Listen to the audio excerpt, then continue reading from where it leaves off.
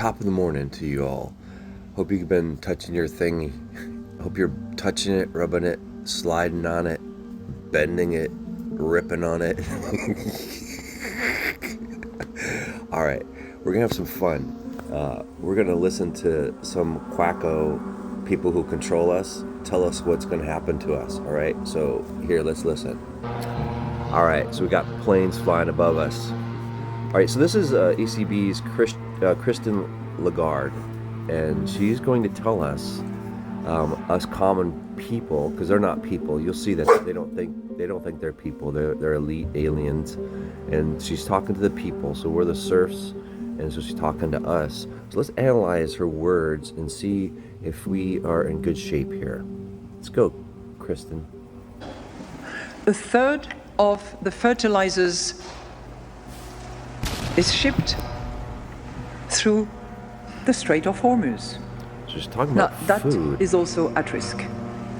And it matters particularly in the southern hemisphere, where the planting and therefore the fertilizers is badly needed now. I'm not saying that just out of interest for agriculture. Don't forget, I was Minister of Agriculture in France for a month and a half. And because it matters to me as a central banker now. Because if the price of food increases significantly, it is not going to just be the price of food, it is going to be inflation expectations. Because we know that people are particularly attentive to two things. First, and the price of gas at the petrol station. Consequences of what's happening in the energy world. Let's stop there for a second. So if the So first off, the people. So why don't you say we are going to be disrupted?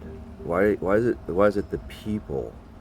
Why does she state the people? Because she's living, her whole life has been around being in this position of handling people, controlling people. So she didn't put herself in that bucket. We are the people that she's talking about. And she's going to explain how she'll keep eating caviar and flying around in her jets and shit. But we, the people, are going to experience this painful situation. But she threw some jokes in there to make it, soften us up first. So let's see what else she has to say. Persists long enough, the adjustment shifts from prices, which we are putting up with now, to possibly rationing with very different... Prices and rationing. Who is that going to affect? Who does that affect? Well, the people.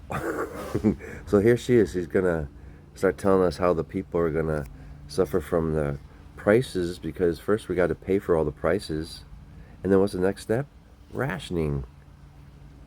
But let me tell you, they're not going to be rationing, right? I don't think so, fuckers. Economic consequences. Higher prices are primarily inflationary. Shortages hit output directly and are worse for growth. Overall, there have been so far limited signs of supply chain disruption, both globally and in the euro area. But local tensions are visible. Jet fuel prices have roughly... Let's take a look at her outfit. Now that I'm looking at the black and white, yes or no? Clean, straightforward, and kind of modern yet old. I don't know. Stupid. Doubled since the outbreak of the conflict, and rationing has been imposed at some individual airports in Europe since early April. And I'm not talking about what's happening in the rest of the world. I've had enough. I've had enough of that. This is why I hang out at the beach and sit around and play guitar. There's no and buy Bitcoin. Yeah, buy Bitcoin. There's no reason to listen to this shit. You know what I mean? All right, have a great day.